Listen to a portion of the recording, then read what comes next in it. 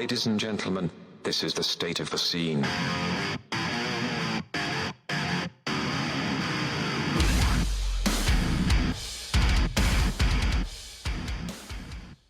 Yo, what the fuck is up, Warped Tour? The state of the scene at SOTS Podcast on all social media. Sam here with Marcos. What the fuck is up, Marcos? Wow. What the hell? Wow. I don't think you've ever come in that soft before. You've never like cut me off before like that. What do you mean? You added to the intro. You No. don't add to the intro. I've The literally intro's been doing it established. since the beginning of the year. You asked me like what the fuck is up once, not twice. Did I ask you twice? It felt like twice. Nah. You see, I started by asking Warped Tour. You what the fuck extended is the up, intro. and then I said, "What the fuck is up, Marcos?" Moral of the story is don't extend the intro. They're gonna play it back, and they're gonna be like, "Does Marcos have dementia? Is he losing it? Has he We got recorded too Black much?" mold in the studio. Could be. Do you think that would make the show better or worse? I think it would make it better. Just watch us like slowly deteriorate over time for natural causes, not just Just start, podcast like- fucking rot brain. We suddenly just destroy all music. Like we don't have any positive reviews. Like nothing. Or we can't remember a single thing about an album, but we can't really figure out why. That's already me, dude. It was like my favorite song was fuck. What album were we reviewing again? What was that My Chemical Romance song with the fucking? It's like a circus, and they're on like a This ain't an arms race. It's a scene. Yeah. From A Fever You Can't Sweat Out. That's right. Yeah. Sooner or later we will get to that point, right? Oh yeah. Or ideally we'll end the podcast. One or the other. Can't say for sure which will happen first. In the corner of the cafeteria, and like you know, someone walks in and they're like, "Who are they?" And then the nurse, like under their breath, is like, "They still think they're podcasting." Did you hear the new Paramore? And Like another thing like about Bring Me the Horizon. Yeah. We're yelling at like a corner in the room. They think there's a camera in front of them. Yeah. Fuck it. Ammo wasn't mid. He's like, he's been arguing with the chair for 4 hours. He took a swing at it earlier. I'm good, by the way. Yeah. Yeah, well, that's good to hear.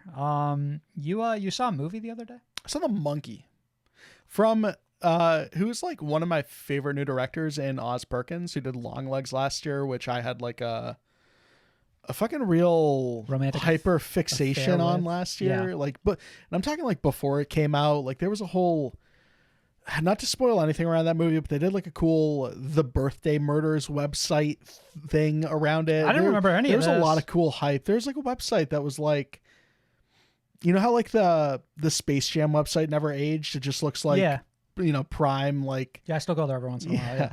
Well, so this website looks like that. It's like prime, like before Y2K internet. Like mid-90s? Right. And it would just like, it was someone's crazy, like, here's everything I know about this serial killer that no one can seem to find. And it's Right, like it looks like an old forum message board or something. As you scroll through like a journal type thing. So like all of the rollout and the promotion around that one was really good. And the rollout and promotion around this one was pretty good too. As far as like, hey, everything you need to know is that it's that director. It's it's based off of a short story from Stephen King, and It's fucking cool when that happens, Yeah, right? Like when a like- director just kind of comes out and makes such a name for themselves, it's like, oh, this is the next Jordan Peele movie. It's like, say no more. Yeah. Like that's all I needed. and then I think it Or was like fucking Ari Aster or some shit like that. produced by like James Wan or some shit on top of that. So it's like, okay, like three of my favorite things. Did it live up to the hype? Didn't like it as much as Long Legs, but still really good. Sure. Long Legs. Different movie entirely. This is like a Generational comedy, movie. and that's it. Black comedy though, right? Yeah. Like a horror comedy. Yeah. You have you ever said, did you like was it called The Black Coat's Daughter? I never His watched first that. movie. You haven't seen that one? No, that's him. That is him. I didn't love that one. I know a lot of people do, but it didn't quite strike me. I'm definitely like a bandwagoner, right there for Long Legs, and then definitely interested in catching the I monkey. listen. That makes me a bandwagoner too. You're in good company. Yeah, I'd like to think I'm a bandwagoner almost across the board. You know what I mean? I'm always jumping in right in time. The only thing I'm not a bandwagoner for, bro, I was there the moment the wagon, like before, like just, hey, last call, everybody on the wagon now. Before you're a bandwagoner, Sleep Token. You know, that is a weird one because it does feel like I hold that one close to the chest. it's very funny that you and I reviewed those albums back when like the relative interest was non-existent. Nothing. Yeah. Because you're putting Sleep Token albums from like 6 years ago in your top 10, right? And now it's literally all anyone ever talks about anymore. Taste makers. That's what we are. I was late to this one, Marcos, but I finally finished the Mass Effect trilogy. I know I talked about earlier this year how I started that. Okay. And I ripped through all 3 games, and I put it away the other night. Yeah. Hit the finale. And a trilogy you had never finished before, That's right? correct. I had only ever played the first game, and then this was my first time playing the second and the third, which like it was really fun to kind of like start at point A, where it was like, hey, here's some of our ideas for what could be cool, and then they kind of like flesh them out and make them better as it goes on. That game just kind of turns into like Gears of War by the third one, and it's a lot of fun. Lauded as like the best game ever. I thought you had played it. You know what? I hadn't, which is strange because you think I would have. But that being said, I think I actually prefer the third one over all of them. And I went into it with like, I had in the back of my mind, there was like a huge controversy when the third one came out and everybody hated the fucking ending. And like I played it and the game ended and I was like, oh, that was really good. I don't even understand why everyone was so upset about this. And like I was reading like the Wikipedia article and they're like, oh, this isn't explained and like this is unsatisfying. And I'm like, man, it's so fun to kind of like come out on the other end of something like that. And it's like completely miss all of the discourse and just get to like enjoy it for what it is. They released like a bunch of DLC after that game came out to try to like remedy what people were upset about when it came to the story. Not even going to play it. Not interested? Nah, I'm like, I like how this ends. I mean, I'm happy with it. Like a full trilogy of games is different than a full trilogy of albums. Like you listen to a trilogy of albums, you're diving back in the moment you're done. That doesn't really happen with games, or like that's a long, too big of a time big commitment. investment. Too big of a time commitment. It's rare that I ever replay a game. Like that was kind of a little bit of a hurdle. How for much me time to do you start think you this. invested? I think I went over. I think I hit like 60 hours between the 3 of them. The first one I thought you were going to say through, between each of them. Nah, no. That would be fucking insane, bro. I would have never left this fucking room if I was playing. You like, don't. You still don't. Well, like that being said, yes. Yeah. But still, no. I did not play 60 hours each. I think 60 hours total, which is, much more reasonable. But also, games weren't quite as long, like back in fucking 2008 or whatever. Like, I'm sure if these games came out nowadays, there would be like fucking 60 extra hours of like side missions and shit, but that's not, that's not how they were built. Luckily, I beat this game before I fucking lost power yesterday. You gotta stop losing power, bro. This was brutal. This one was absolutely brutal. So we had like fucking insane hurricane winds here in Connecticut. And the first time I lost power, it was like the first time I lost power, or as soon as I lost power earlier that day, my phone was already dying. So I was like, well, this fucking sucks. So I need an excuse to get in my car, go somewhere. So I got a coffee and I just kind of let my phone charge. But like on the drive there, like you could see trees like falling over and just like hanging on power lines. So it was like, yeah, this explains everything. Like no fucking shit, I don't have power.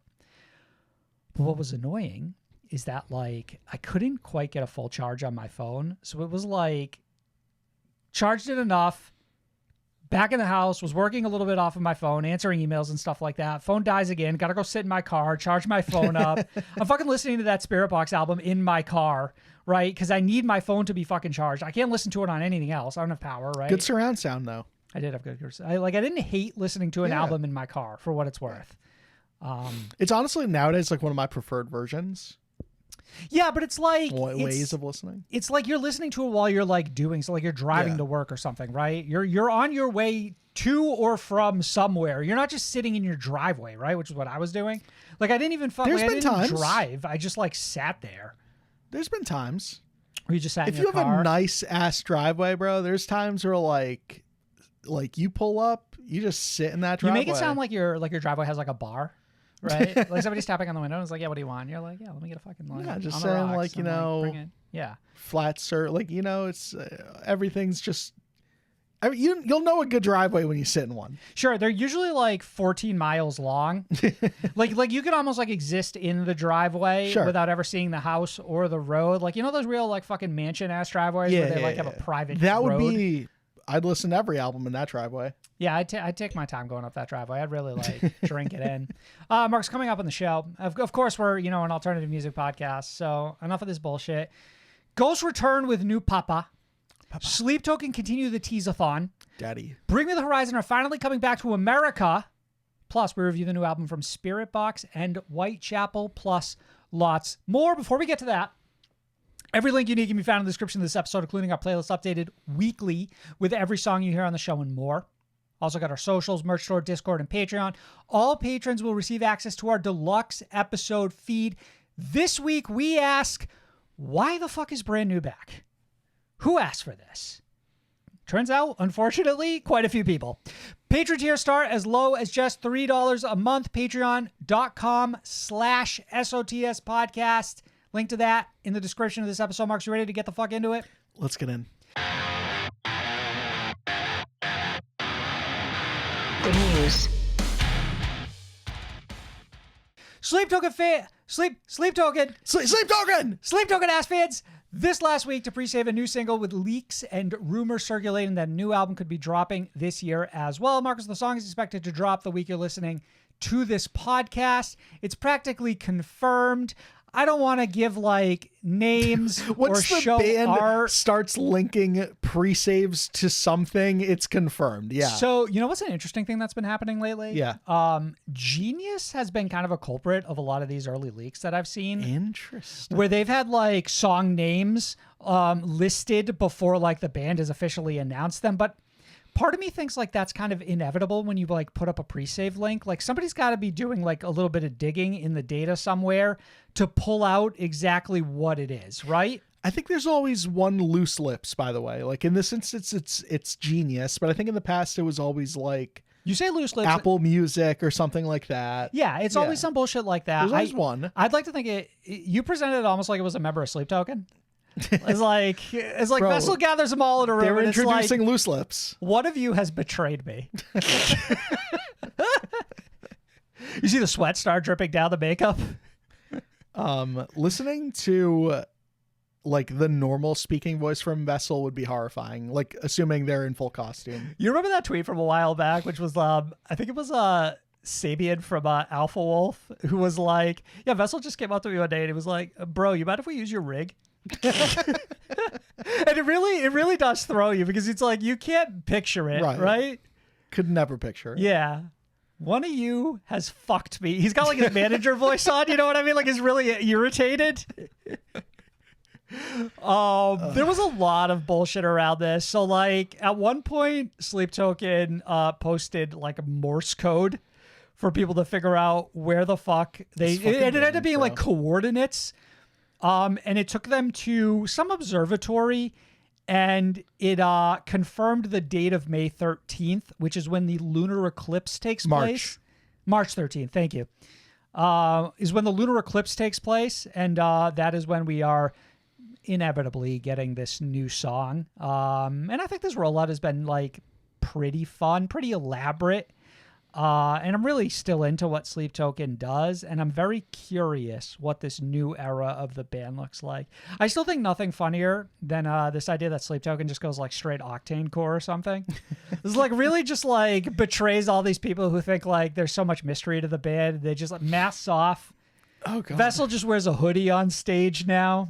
The two coolest thing, like the coolest thing about this band would be having two covers, one being the Hey Ya cover, and then the other one just randomly being masked off by Future. As a way of revealing themselves too. Yeah. Like there's a double entendre there. Right. I follow. Do you think we finally get like, I know we've kind of gotten it in the past, but not since they updated the masks of the other members, non-Vessel in this band. Do we get finally like a full band photo? Has it been that long since we've gotten anything like that?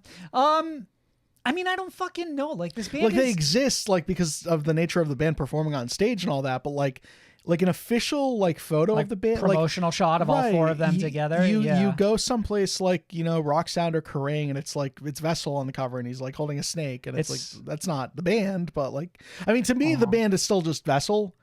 Like I don't know if I'll ever break myself of that. I know that is somehow a very like rude thing to think apparently nowadays, but like I mean he certainly appears to 2 and 3 and 4 are just like they're gravy. That's cool that they're there, But to me, it's always just Ben Vessel. He certainly like has presented himself as the architect of everything that is happening here. I think the funniest thing this band could do is like all four of them like posted up like in the woods with like their arms folded, like like so early fucking bad. like 2007 metalcore shot. It's just all four members of the band. Yeah, like I think we may get something. The problem with this fucking band is it's brutal to like speculate what they could do because nobody saw this coming with their fucking houses divided, separate social media accounts, dropping like the sheet music. It's I like the houses divided thing. Yeah. I like the art that we've been seeing with like the whole pink blossomy flowery stuff, and there's this like it's like a stork looking ass bird. Yeah. But like for me it's they're clashing a little bit too much for my taste. Stork looking ass is such a funny way to say like a stork.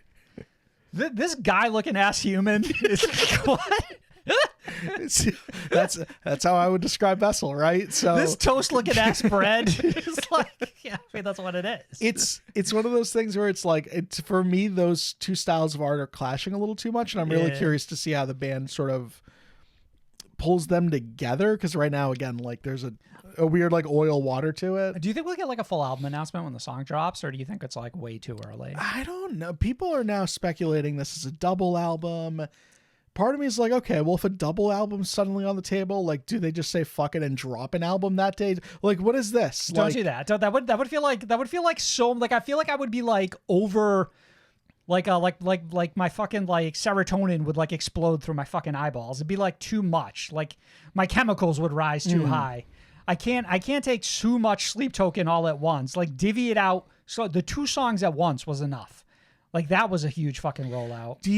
I mean, like sonically, I mean, this band's touched so much as far as like different sounds, different atmospheres. That's like they've Sleep explored Token, so right? much that like I'm not even sure what I'm expecting from this new song. Like, it could be anything. Fun. Like you can't guess, right? Like Well, that's I mean, what makes like- it so exciting. Well, I'm also saying like it also can't be that drastic of a departure from what they've done, because like they've already done so much. But part of this for me is just always like, what is the funniest outcome? And I just think of like brand new Sleep Token single, Corey Taylor feature, like, like just really like what could they do to try to like really like how can we make Sleep Token bigger? You know what I mean?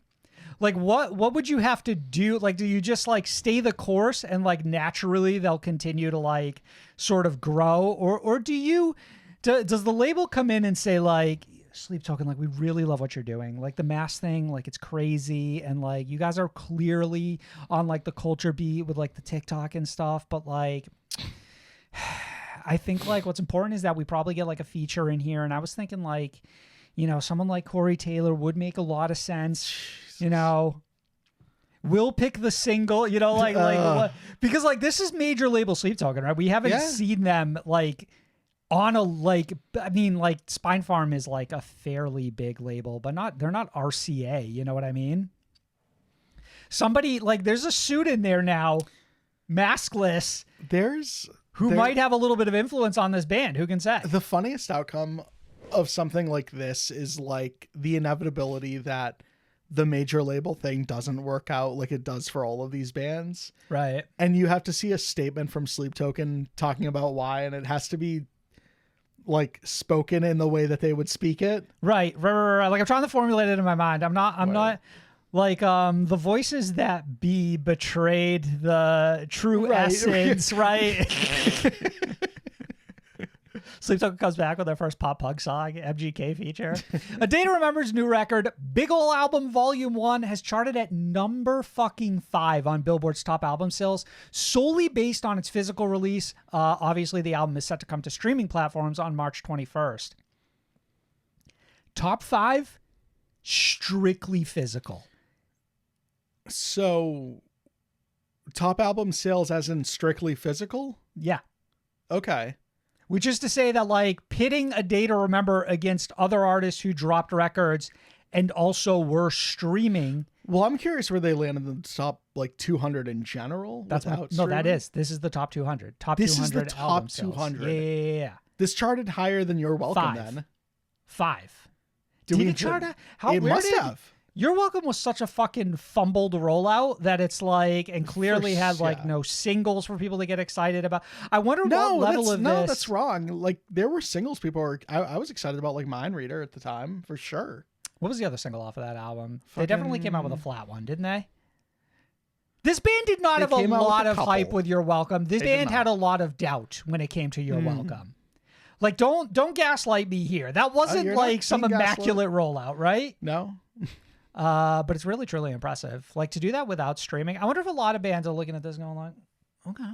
So you're saying we could move all of our physical and then do like a secondary streaming release and still place? Like you got to be a bigger fucking band. But I think somebody's looking at this and they're going to give it a shot. I'm not sure how many are bigger than A Day to Remember, but top 5 physical only Sleepy? Is insane. Sleep could, but they won't. But they could, you know what I mean? Like somebody's going to look at this and they're going to be like, is there something here? Like, could we try this, right? I'm curious who takes a swing at it next, Marcos. Speaking of taking a swing at things, Teddy Swims was rumored to have been in the running for Linkin Park's new vocalist prior to Emily Armstrong. So a fan met Teddy Swims at one of his concerts and was asking him about Linkin Park, and Teddy Swims apparently just sort of let it slip. And I guess take all of this with a grain of salt because it's difficult to confirm this when it's like from a fan based on their interaction. But they're quoted as saying that Teddy Swims was like, yeah, they ended up like landing on Emily. So it didn't work out, but I did audition for this, which is pretty crazy. It's interesting. I feel like I still don't know enough about Teddy Swims to have any actual strong I don't know fuck all about Teddy Swims. Like my Teddy Swims knowledge ends at he had a band with Michael Bond that fell apart. Exactly. Yeah. But I was like really into that at the time. And it's a shame that it didn't like move forward because it probably could have been a really cool band in the scene, though ultimately it seems like things worked out a lot better for Teddy Swims. Yeah, no kidding. What do you think in terms of like even trying to like visualize it? It doesn't fully like what's weird is at this point it's hard for me to see someone who isn't Emily. I have bigger reservations about Linkin Park if they do replace Chester with a male. Like that's just the honest truth of it for me. Mm-hmm. It's a matter of like that person I can compare to Chester. Like it doesn't feel too off base doing it. Emily, I never had any interest in comparing to Chester because it was just so clearly a different era of the band. It felt different. Yeah. Which is probably the intention of the band, right? Yeah. Like they specifically wanted to avoid those comparisons. They didn't want to be doing karaoke, Marcus. More Linkin Park news. They appear to already be working on new music and or have something in the oven they've worked on recently. In the end of the most recent episode of LPTV, we're treated to a glimpse of Mike Shinoda and Emily Armstrong in the studio. It's just hard to quantify exactly when it took place, but they are testing or demoing material that we haven't heard yet. So it is new. 0.5, the From Zero Deluxe Edition. Almost assuredly, right? Like that definitely has to be where we're going. I don't see this and think to myself like, okay, we're already starting the next cycle of this band. It wouldn't make any sense. It's way too soon. This band hasn't even gone like to all the dates of the From Zero World Tour. Especially with what feels like a resurgence of the deluxe album. There's no way we're not getting one here. Yeah, this is almost guaranteed. Marco, speaking of, From Zero has officially sold an equivalent 1 million units worldwide, which is pretty fucking impressive. Get Scared will return this year with a performance at Aftershock Festival. It's worth noting as well that the original vocalist Nicholas Matthews will be fronting the project in addition to original members Johnny Braddock and Lloyd Iverson. And presumably it's been teased that the band has already been working on new music as well. Yeah, I mean, the thing here is that this is also the lineup that we left off with the Dead Days. Yeah. So obviously we had the quickly as forgotten as quickly humanly possible the Joel era. And Nicholas has been the frontman for every full length this band has put out, right? Yep. But it was like Nicholas has had a troubled past, so like I feel like it was never a guarantee that we would see him front this project in the future, so like confirming that he was coming back was very satisfying to say. Well, and honestly, this version of the band is the only band I want or ever anticipated coming back, so seeing them finally confirm like, hey, we're here, we're playing a festival, like music will be happening, like that is such a great feeling, mostly because this band's history is so crazy because The Good Days just kind of came out of nowhere. Dead Days. The Dead Days, sorry. And while it was closure, this band has like gone away 7 separate times, and you've never felt that closure either of those ways. It was closure in a way that it's like you your dad left and you thought he had to be dead by now, but you happen to catch a glimpse of him driving by in a car and then never see him again, right? Like it's the least satisfying closure imaginable, right?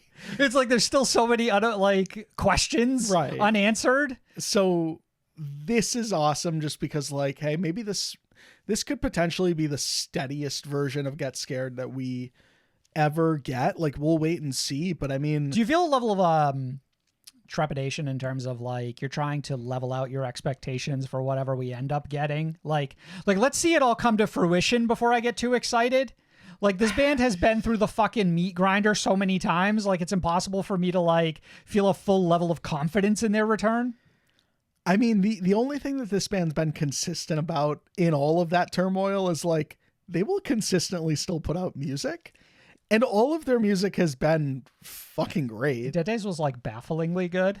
It was like, band dumped that record on like a random Friday with zero marketing, and like it practically spoke for itself, which is crazy. Well, this band also, like, the last time they had posted prior to this was like December, sharing like the Spotify like whatever, here's our stats, the stats for the year, which is like also maybe a little telling sometimes. Is like you'll see bands start to ramp up activity after they posted stuff like that. Right, they weren't fully dead at the very least. And they shared that like, yeah, this band's still doing like an easy 30 million streams a year or some shit like that. And then you go look at their catalog and you're like, yeah, they have the material. You forget that this band 15 years ago when they first came out was like, or 16, however many years ago it was immediately signed to a major label off of the strength of like how Voodoo did on its own, that track and that music video. In terms of like what was popular in the scene though, like they had their finger on like the pulse. Yeah, so it's not surprising that somebody wanted to like scoop them up immediately and ride the wave of what was popular at the time. And obviously like it immediately didn't work out, but like that's just the turmoil in the history of this band all of the time at every turn. Everyone's Out to Get Me is such an underrated album in the scene. It's crazy. But so is the Dead Days. And like, you really look at this band's catalog and you're like, holy shit, Get Scared are one of the greats. Mm-hmm. So you see like this and then the promise of maybe this band coming back and being steady. And it's awesome because honestly, it feels weird that Get Scared haven't been a permanent fixture in this scene. Like they always come and go. Speaking of always coming and going, they're on the same stage being headlined by Chiodos. Yeah. This is awesome. Rest of this is a lot of sort of, Of Mice and Men is obviously a very familiar name, and so is North Lane, and then Landmarks and Thornhill are a little more up and coming, I suppose.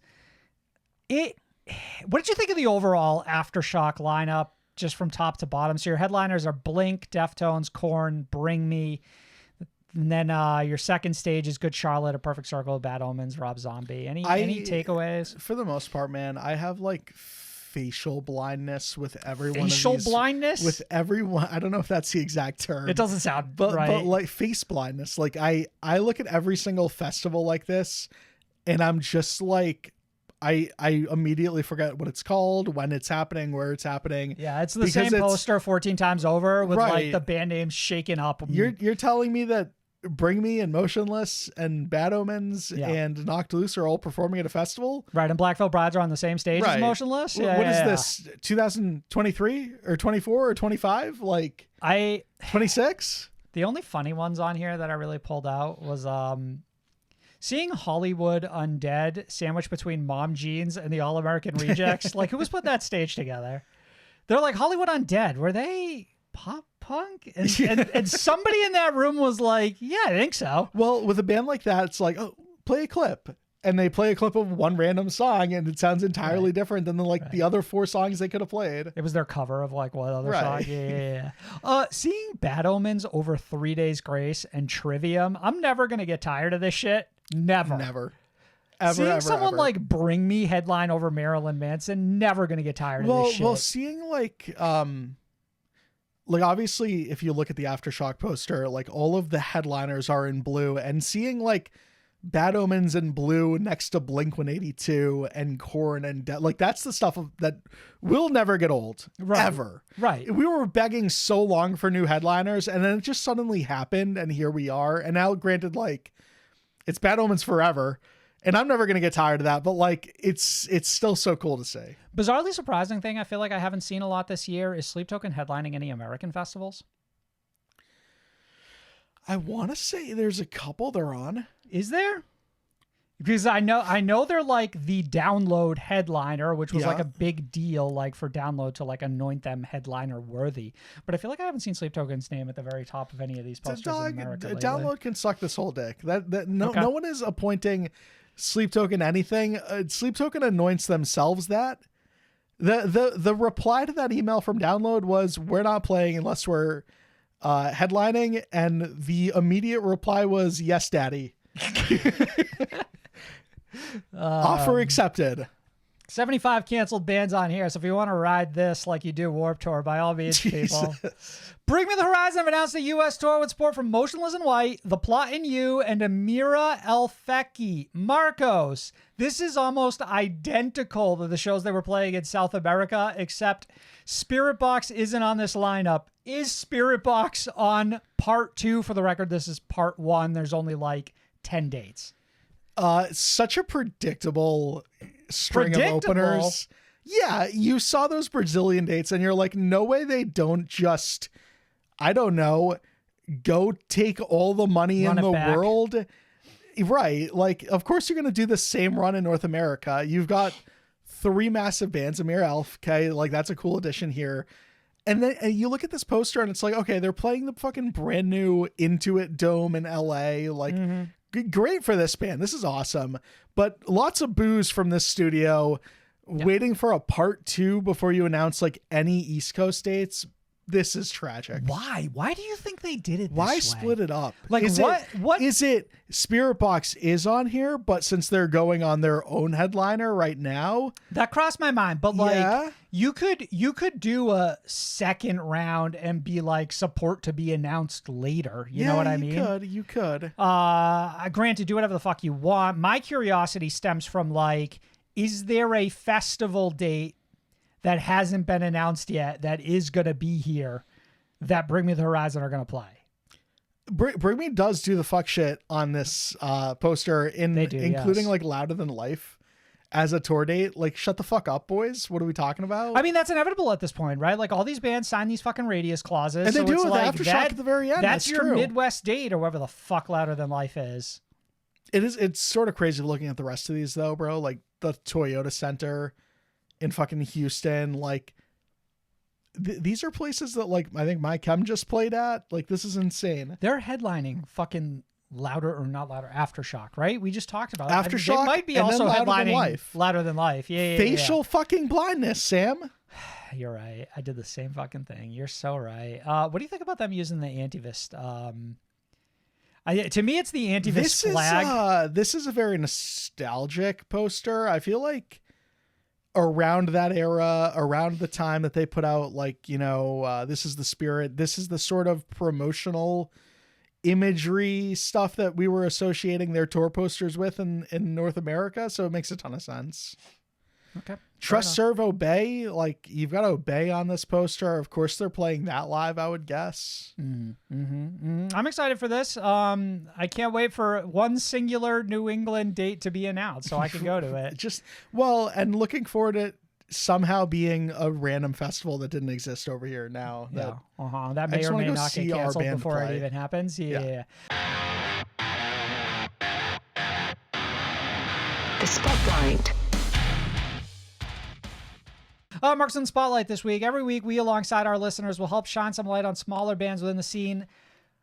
I present 2 bands. First band, Knife Bride and their new song, Worthy.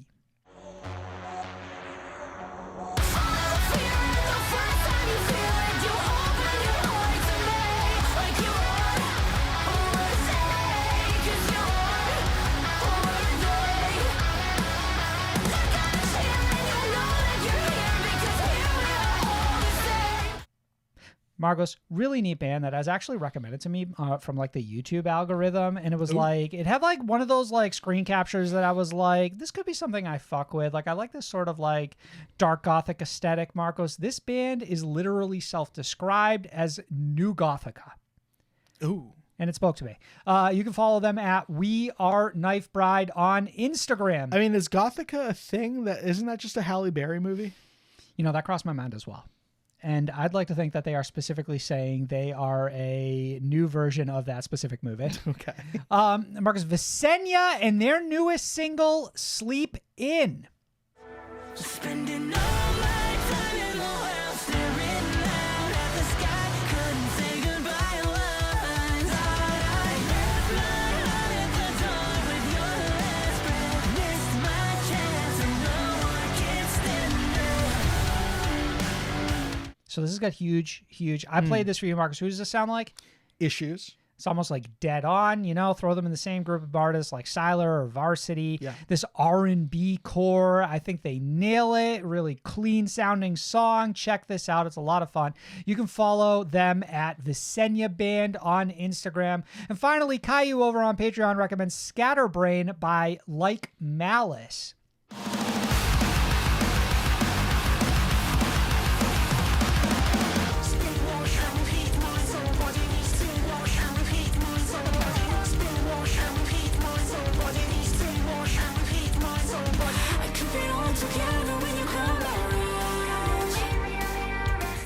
Quote, the feral love child of Future Palace and As Everything Unfolds puts their own spin on the genre, a chaotic energy that refines itself into soaring choruses only to bring you to your knees with a brutal ending, end quote. You can follow them at Lake Malice on Instagram. This is Caillou's cell, right? This is Caillou's cell. Okay, Yes, that was got it. Caillou's cell. That wasn't like their own personal cell. Like Malice. Data Discourse this week. Billy Joe Armstrong changed the lyrics of Jesus of Suburbia during a recent Green Day performance to instead say, am I Arsler or am I just J.D. Vance? The replies to us sharing this news on social media, Marcus, were of course both courteous and very level-headed. Yeah. Can we get some examples? Yeah, I've collected my favorites here to share with everyone. Wanton Destruction said, not gonna lie, punks, alt and goths and emos all look and sound the same and kind of act the same. Woe is me, fuck the government, hate my life, listen to my shitty music and our goofy ass style. Woe is me with Cringe. the craziest stray here ever. Marcus, John Boy 42 said, whoa, as Dewey Finn would Who say, the fuck is that? that is so punk rock. Give us more government. Instead of sticking it to the man, they moving in with the man. LOL. Everything is so backwards. Slap Does this forehead person have emoji. zero, like... Modern day references? No, like I... yeah, that Clearly. too. That too. I'm saying this reads like the opposite of the intended, like... Nah, this was all over the comments, Marcus. They're saying Green Day's big government by criticizing JD Vance. Oh, brother. They flipped it, Marcos. Mini Painter Dad said, LOL. Oh, so edgy. Like a pizza cutter. All edge and no point. All right. Marcus, you gotta think. You can close your eyes and Been picture sitting on that one. the sly smile after they thought they ate. After they were convinced that they ate with this comment. Absolutely brutal dad joke. All right, are you ready for this? Yeah, I'm ready. This is definitely just like a fucking Russian bot, so I'm not even going to read the name. They say he's not Vice President Vance because Armstrong is an ignorant dropout, whereas Vance is a Yale-educated attorney, spelled Attirney. Somebody's got to update the model and fix that. Like, if you're going to be pulling these fucking AI language quotes, like, at least get the spelling correct. Right. Marcos Walter Rich once said, too bad what that guy says does not matter. He is just a singer in a band that has lost popularity since 2006 or so. It sucks to be irrelevant and talk shit about somebody who was honestly the vice president. You're all bots, bro. You are all NPCs. Walter Rich 1. Honestly, the vice president fucking killed me, bro. He's honestly the vice president. Somebody who is honestly the vice president, the Yeah. VP. Trump, yeah, he's honestly the president. He's honestly, and Obama, honestly, Is an the ex-president. former president, Yeah. Marcus, technically that's Biden, by the way. Rob Diesel 82 said, LOL, really sticking it to the man, Green Day. Ha ha, do a kickflip. You got anything here? I got nothing here. Can you decipher what were we going for here? I don't even get it. B Bishop 7575. You're not real. Back in the day, it took tremendous effort to be punk, scouring thrift stores, maybe hitting a boutique, weird store like Zipperhead. Now Okay. there is a Hot Topic at every ball selling sanctioned punk uniforms. Okay, Bishop. I'm gonna tell you right now, there is not a Hot Topic at every ball. There is Oh, not. okay, you're drawing. It's like that your line. reference points are 25 You're years calling ago. them on it? Yeah. Marcus Bub comment said, Green Day was never cool. I mean, Okay. Pearl Jam hates us, and they were 100 times better than Green Day. Hates us. Who is us? I gotta assume it's Republicans. Are I you gotta part of the assume, cabinet? I gotta assume Pearl Jam hates Republicans. Crazy line to draw, though. It's like, fuck Green Day. Not as good as Pearl Jam. It's like, all right. Nathan said, medium levels of dark woke, kind of dirtbag woke, but whatever. I don't care. Can't even begin to fucking piece this one together, Yeah. bro. I don't know what a dirtbag woke is.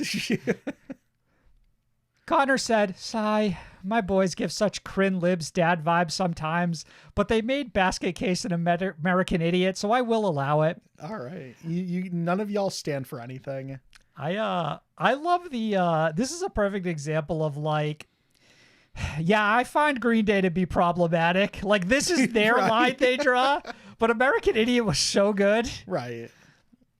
Rob said, just here to watch the triggered MAGA pussies that don't know shit about punk. Cry face emoji, cry face emoji, cry face emoji. Punk is anti-fascist, anti-establishment, and anti-racism. Trump was, all caps, born into the establishment, Marcos. I read this like Bane. I don't want to get stricken. Can I get stricken for reading this about the president? You That should quote, proceed with caution. orange, censor, never worked a day in his life. All of this coming from a Spider-Man profile pic too. I was born into the establishment. No, you have to say it like Peter Parker. What? How does Peter Parker sound? I don't even. I really wish you would I follow was trying to through do with like that. a teenage voice. I wish you don't would know. follow through with that. That's what teenagers sound like to you? Marcus, reason I'm and not an finally, actor. Nasty Gooter 23 Yeah! said, what a little bitch. The scene has gotten so live, it's cringe. This little man is a coward. Okay.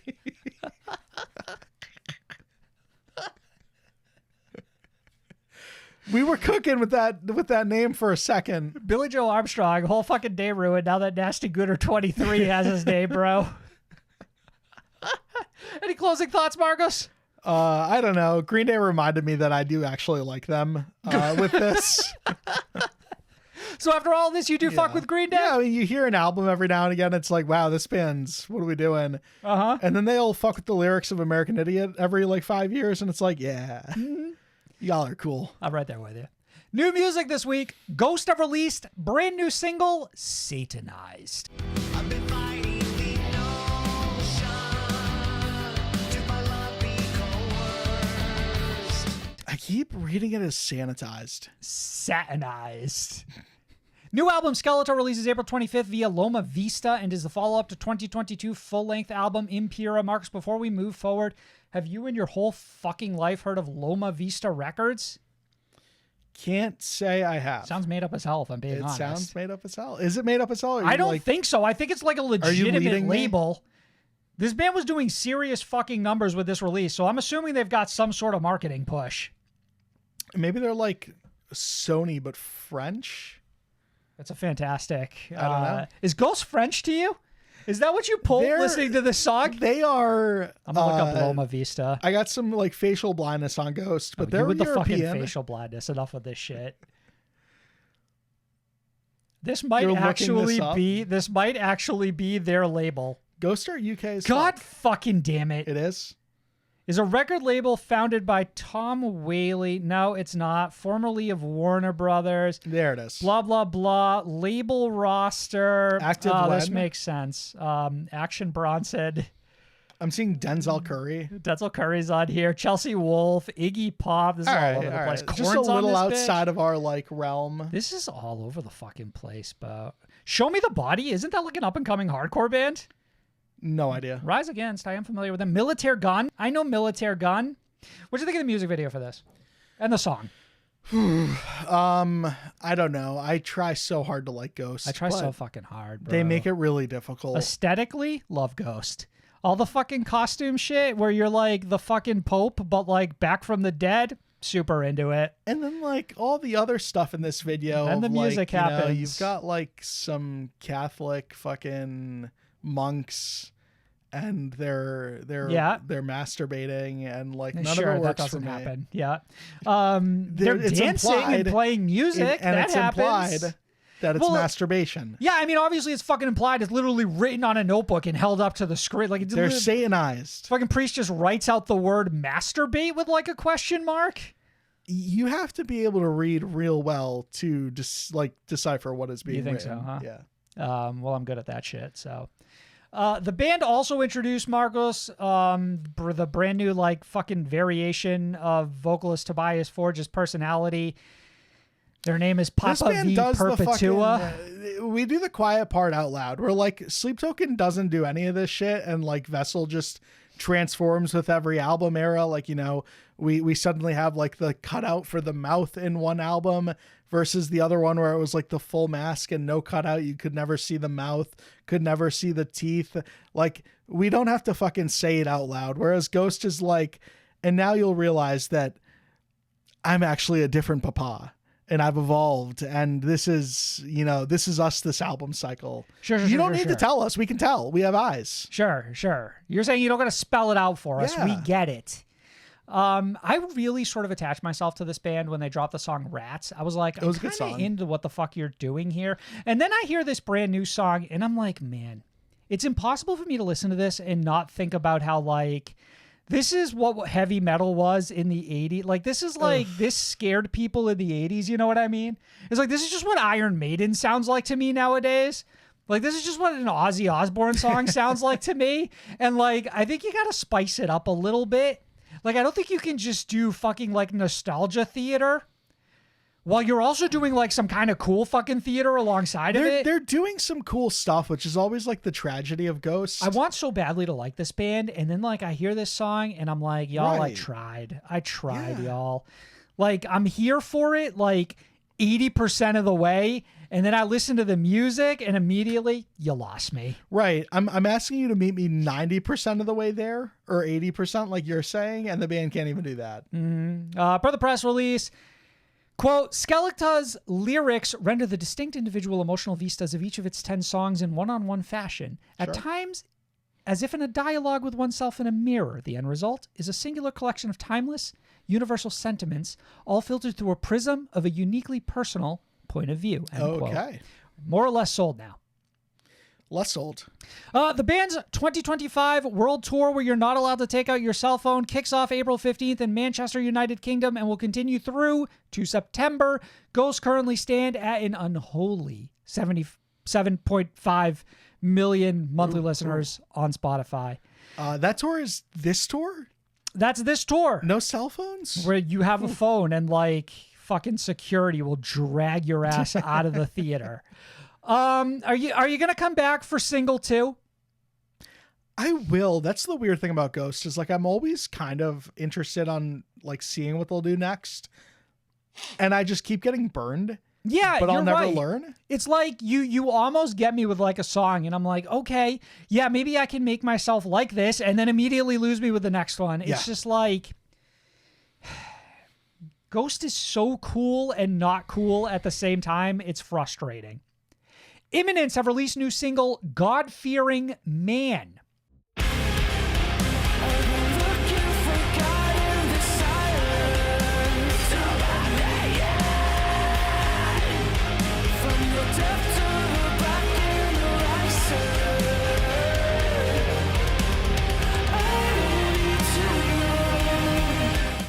The Return of the Black, an extended version of last year's The Black, is now streaming and includes features from Holding Absence, Jaluka, Orbit, Culture, and more. Marcus, what did you think of this brand new single?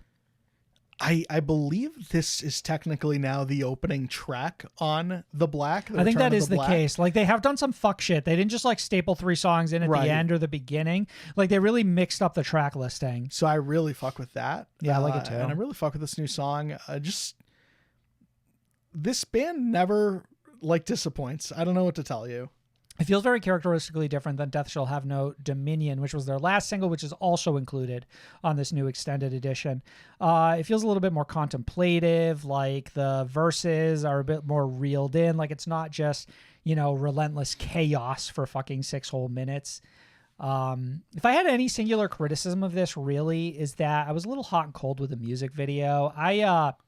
I feel like Imminence has done an incredible job of having these really realistic feeling settings where it's almost like they are quite literally entrapped in a tomb or like in like a cabin somewhere or out like in the middle of the wilderness. And I think that I really like the connection to those physical locations. And I think that's lost a little bit here with the sort of like grand CGI vision that they have for like a winter tundra. Album cycle for the most part, outside of like maybe Continuum.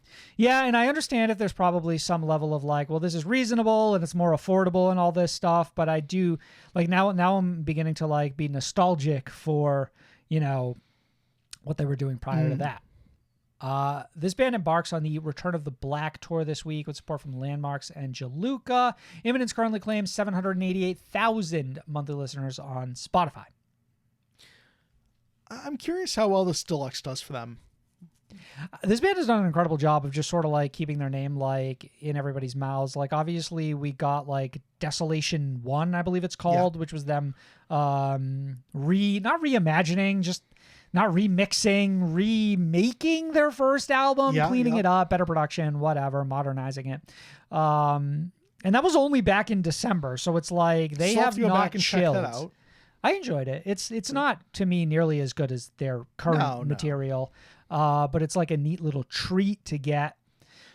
This band's also been on a fair share of those like festivals that we've been discussing this past like month as they've been announced. Yeah, I think it's no surprise that a lot of these bands come over here and sort of like align their tour with like a bunch of these festival stops. I think this is ostensibly going to be exactly what we see moving forward permanently, unless something in festival culture like the bottom falls out in some capacity. Wolves at the Gate have returned with new single Parasite.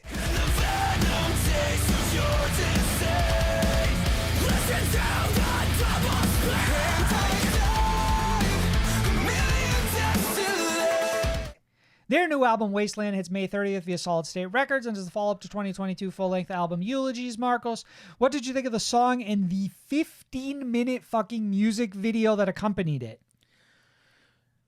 I guess I'll start with the song, which we eventually get to probably like around the 8-minute mark.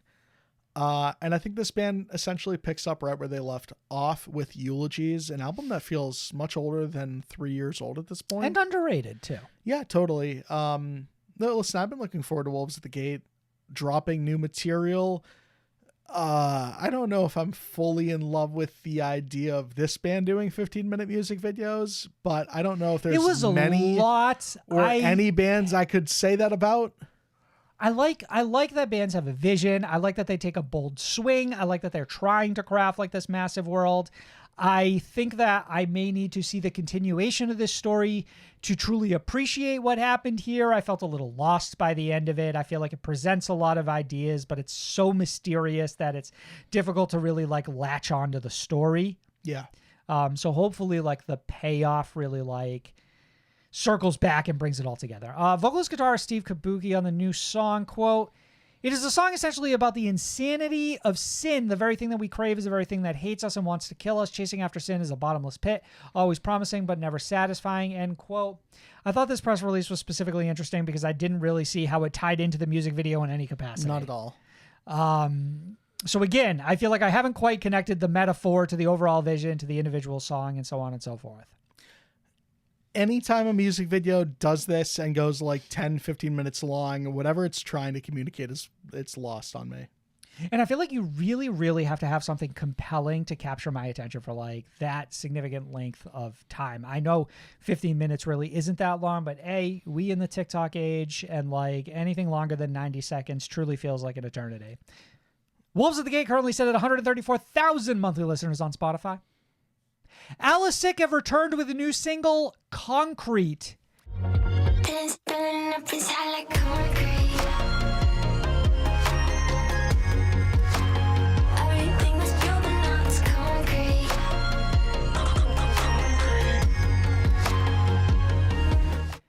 This marks Alissic's first new song since the release of Bug Food in August of 2022.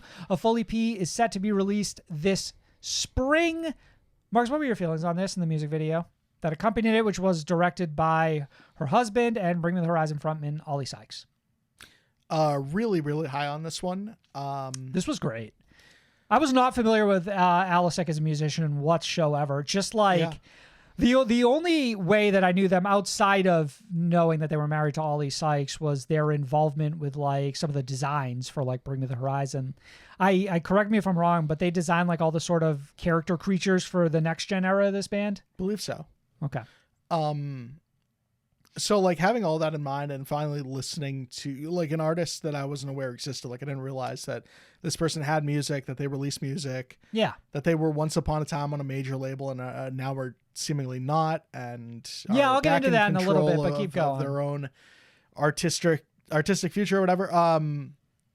Really just like what Alissic is going for. I like that. This has like some really spacey at times, like production, like the song is allowed to breathe in a really cool way that I appreciated on like the production end. And it's got like a cool little synthy thing that really kind of wraps it all together. Really high on this track. Yeah, me as well. And I really enjoyed the music video too, which I think is like, it really feels like a compilation of a lot of fun ideas, just sort of extrapolated over the course of like the song's runtime. Alissic had this to say on the wait between new music via Kerrang, quote, "After forging an alliance, I released a bunch of songs that amassed millions of streams and I toured the planet. At first, I was quite the happy chappy, but soon I became disenchanted with Earth's music industry, who to me seemed more interested in making social media celebrities than the next true musician. It wasn't easy, but I finally broke free of their corporate curse." Marcus, how do you feel about the little flourishes that are attached, the little personality in this press release? Bars, I love it. I think it's fun that I didn't realize Alissic was also one of these artists that sort of had like a not quite vessel-like presentation to their delivery, but definitely a character. Definitely makes reading stuff like this a lot more fun. I love the Earth's music industry. You know, it's interesting. It fucked me up when you said that. I was just like, whose music industry? Happy chappy, like it's very silly, but also very serious. Ollie Sykes posted like a long message on Instagram about her releasing new music as well, and was like, everybody knows how hard it is to get out of the throes of like a major label. And I'm sitting there thinking to myself, I'm like, is Bring Me the Horizon not signed to like fucking Sony Europe or some shit like that? Like my boy got a little bold talking his shit right now. Major labels got to be used to that, right? Like you're gonna walk into the office and just be like, all my bands hate me. Money like fucking talks, everybody bro. I email today is just like between gritted teeth emailing me back. Being an A&R guy or fucking music management at a label, bro, everybody hates you. It's got to be brutal. Money talks. Alissic currently holds 48,000 monthly listeners on Spotify. That's going up, by the way, assuredly. I shared this song on our social media. It had well over like 2K likes in like 6 hours. I think people really attached to this new song and Alissic as an artist. And finally, Tropic Gold have released new single, The Angels Are Gone.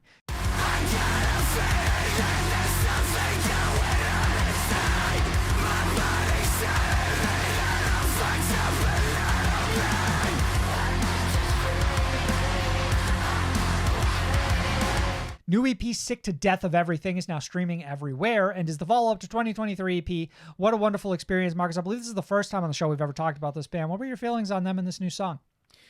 Well, first of all, I love this band name. I just want to get that out of the way. I enjoy it as well. My gut tells me that it has some sort of reference that I'm not quite picking up on. So the Tropic Gold are from Australia, and part of me feels like this has got to be There's got to be some sort of like Australian saying, reference to a location. Like there's something here that eludes me that makes this name like there's some detailed like level of understanding I just don't have. Potentially. Yeah. Potentially. You just think it sounds cool? Yeah, I just think it sounds cool. Yeah, it seems like a cool band, to be honest. I like the presentation. They're a 3-piece. Yeah. Music video for this is just sort of like a really tight shot of all three of them performing in like a churchy setting. Churchy-ish setting. Yes, cathedrals, whatever. That's a church. That's fair. Yeah. Yeah. Marcus, the band shared the following on the new song, quote, "The track's intention was to feel like a downward spiral where your head is just wrecked and in all the wrong places, with the chorus stating, I need a reason to say stay because the angels are gone." Marcus, I really like thematically what this band is going for. They feel like they have a lot of the seeds of something that feels like it speaks directly to my taste. So I am going to make sure to follow them moving forward and kind of seeing where they go from here. They remind me a little bit of like aesthetically and sonically some sort of mix between like Thornhill and like Static Dress. It's like this new era of sort of like new metal shoegaze without quite being one or the other. Right. Or boring. Mm-hmm. The band will play Shredler Festival in Sheffield, UK this April alongside Delilah Bond, Lake Malice, which we mentioned earlier in the Spotlight, Oversize, and more. Tropic Gold currently command 73,000 monthly listeners on Spotify. Shredler sounds like Australia's answer to the Rizzler. Yeah. It also reminds me of Shreddy Krueger. You remember them? I love that band. I miss them a lot. They were fun. I miss them too. Marcus, let's review some albums. The Breakdown. Starting with Tsunami Sea by Spiritbox.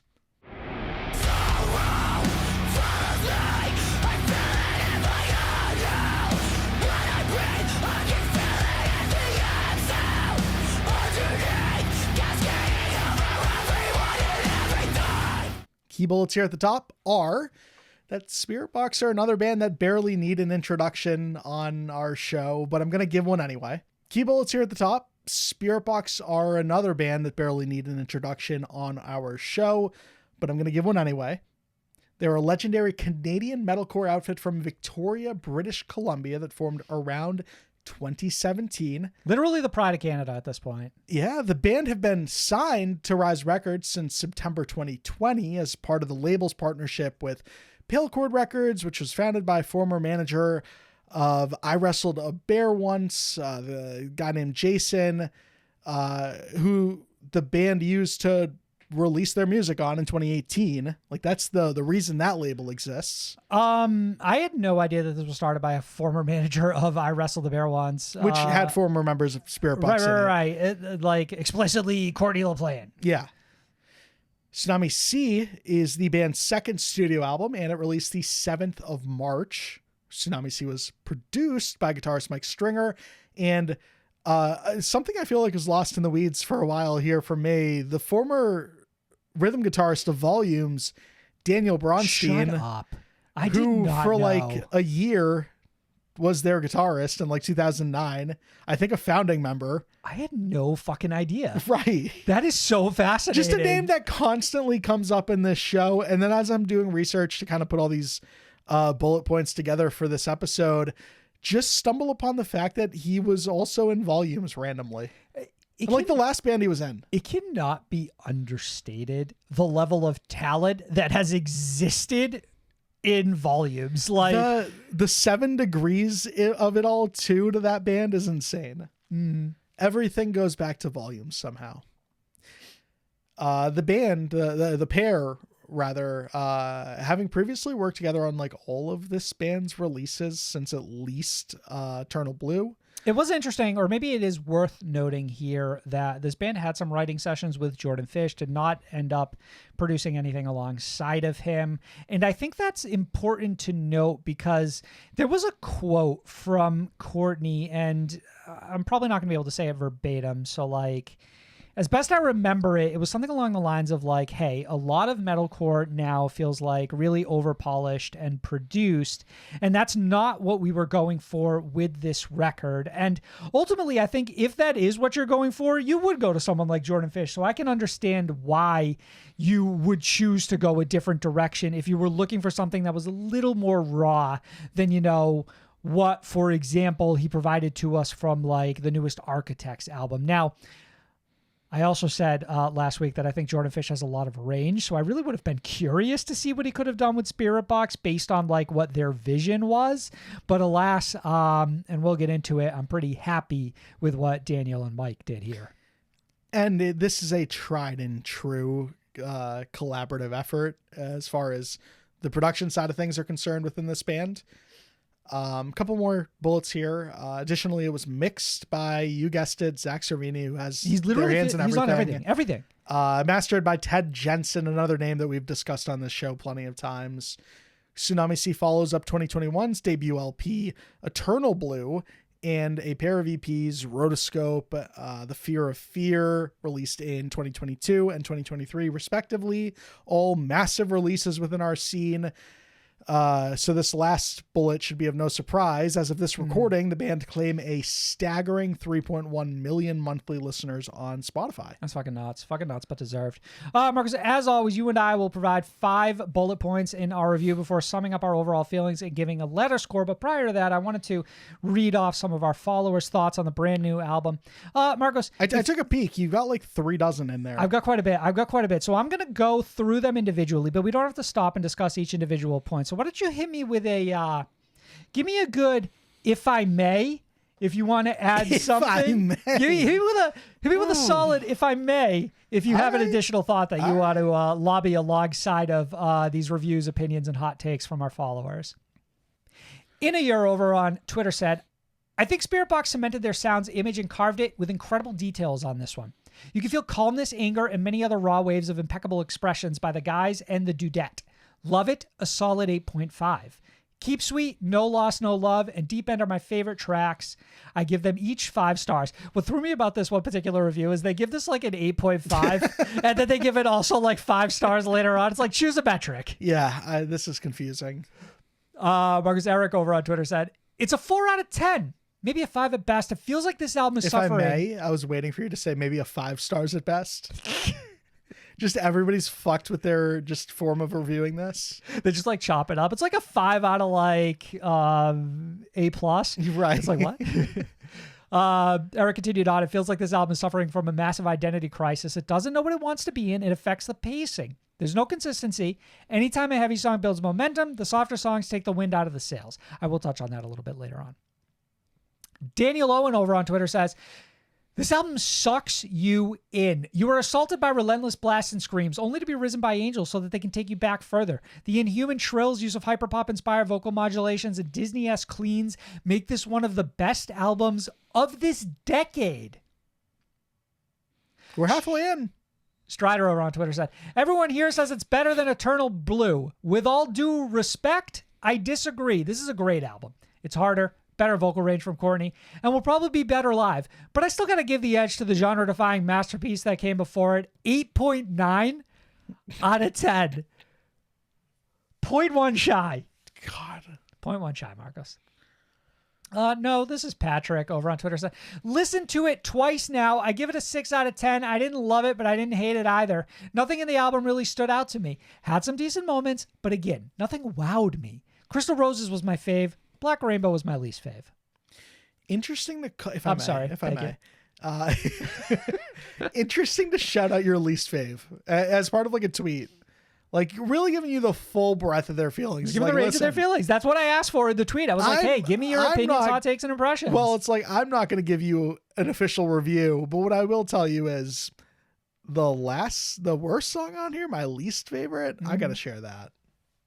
Tom over on Twitter says, very samey, but it was all right, I thought. First time really listening to the band at all, but I enjoyed the album. However, this whole selling out and going pop nonsense was put to bed 30 seconds into the album. Marcus, I just wanted to pause here. Did you see anything sort of in terms of discourse around the idea that Spiritbox was No. At least theoretically going to sell out on this record. I guess maybe with the last unintentional single that was released, there could have been but that's some extremely late photo finish discourse. But I mean, this band released Soft Spine as like the first single for this album. And also Constance exists Right. on the last album. So like it doesn't quite correlate. I thought that was an interesting observation. But I guess maybe that sort of falls into the conversation of like every band who is looking to grow bigger from like their already sort of big platform may theoretically have to give in a little bit to like the major label radio rock sentiment. Yeah. CL Huck, author, over on Twitter says, I feel like this album has defined who Spiritbox really is. It encompasses everything they've done before, but in a mature way. And, as Courtney put it, it's a far cry from the perfect crystal production found in metalcore. I'm glad they dare to be different than what's out right now. Satria Akbar said, Rotoscope and the Fear of Fear EPs laid the stepping stones for the stylistic evolution from Eternal Blue to Tsunami Sea. The band blend their progressive roots, pop sensibility, authenticity in their concept and lyrics so well that all the songs are engaging front to back. Interesting. America's Sweetheart said, give it a listen before bed last night, and so far I still like Eternal Blue a little more right now, but Fata Morgana into Black Rainbow goes incredibly hard. I fully expect this to grow on me. Tabe said, album of the year. It has everything. The heavies, the cleans, the progressiveness, the catchy melodies, phenomenal production. I was speechless after the first listen, and I'm still speechless after the 9th. Philippe said, Tsunami Sea brought us waves of heavy riffs and screams on an ocean of electronic experimentalism and prog references of old stuff. It's beautiful the way the album ends with sounds of waves in a peaceful form, brilliant and emotional. Roxolotl said, loved every single song. I've seen some people complaining about the pacing, but to me, it felt 100% fitting to its name. The wave sounds between some songs and the intervals between calmed and aggressive. Even the last song feels like a ray of hope after a tsunami. Josh said, I thoroughly enjoyed it. Yeah, it can be hard to listen to their albums all the way through because they can easily blend into the background, but it was a great follow-up to everything they've done since Eternal Blue. If I may, what the fuck is that? I thoroughly enjoyed it. Kind of blends into the background, but I like it. Right. Rocky Dawson said, 4 out of 10, very mid album. Nothing sticks out. That's branding in my brain. For a normal person listening to this album, I'm sure it can be enjoyed. But as a musician, it's bland and boring. I blame it on the producer. Everything he does besides the last Silent Planet album is no good. Damn. So you also hate all of Spiritbox's old songs too? Theoretically, that's the argument being presented right. here. Joe over on Twitter said, it's a fun album, but it has a boring pace / tempo. It's hard to listen If I to. may, I disagree with all of these pacing comments throughout. I really have a lot to say on that. I think if pace is defined to you as we broke the stride of heavy music by pausing for a track that maybe leans more into a melody or is more like a ballad, then I suppose I can see that as being a criticism worth acknowledging, even though it's not one that I found myself experiencing. I think the flow of this album is actually really solid. But that is how they felt. Joe goes on to say, it's hard to listen to a Spiritbox album front to back without getting tired of the sound. Black Rainbow is awesome. I love their guitar tone in this record. General Sorty over on Twitter said, a certified modern metalcore classic, a unique tsunami of sound in a sea of so many generic artists. Tile said, stunning, absolutely stunning. My ears have been blessed with the greatness that is Tsunami Sea. Sonically so pleasing to the ear. Rich lyrical content, ethereal vocals, 10 out of 10, incredible body of work. Maddie K said, it's EB, Eternal Blue, evolved and taken back to their ST origins. Sleep Token. Sleep Token origins, yes. They pull no punches, shy away from nothing. A confidently self-aware album with a universe full of distinct and dynamic soundscapes. Tsunami Sea is a sonic kick in the face, at once striking and therapeutic.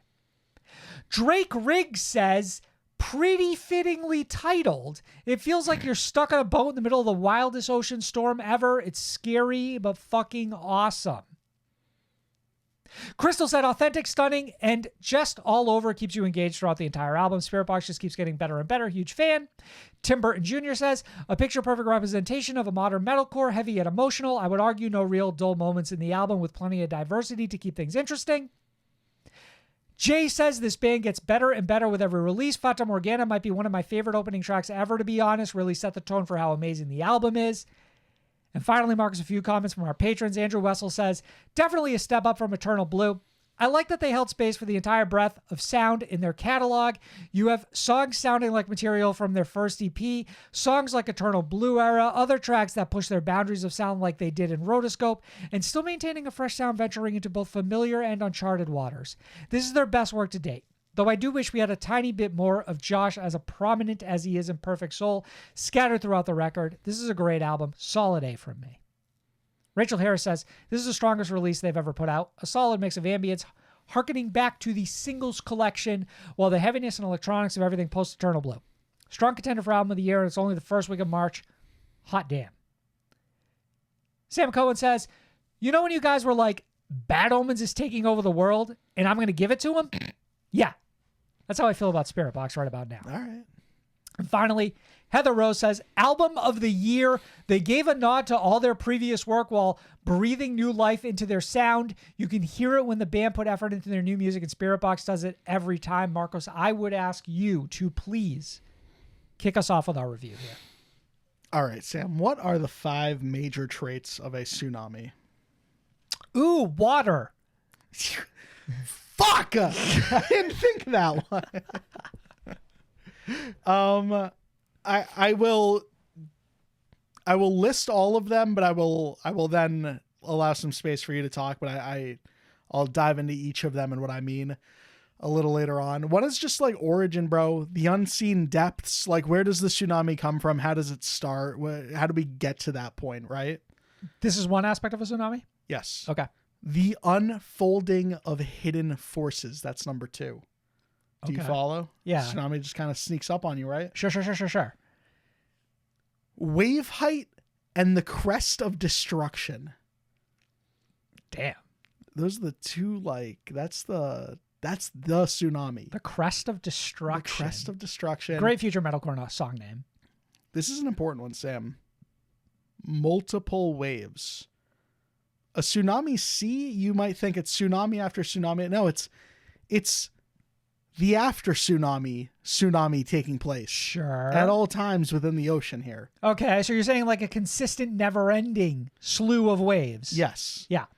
And finally? And then just the destructive power of it all, the aftermath of it, what it leaves in its wake, right? Those are the 5 main traits of a tsunami, and I will abstractly apply all of those as takeaways to this album. Okay, so do you want me to jump into my first one then before we circle Yeah. back to you? Sure. Let's talk indulgence. From the jump, we're treated to rich, textured soundscapes that are intricately layered to provide the most indulgent meal imaginable. Fata Morgana is a bombastic roller coaster ride. Courtney's voice in that song is a promise of what you're about to experience through the course of this album. Black Rainbow, with its nasty little instrumental, is haunting, disturbing, and energizing, and coupled with layered vocals that are modulated to distinctly unique versions of themselves.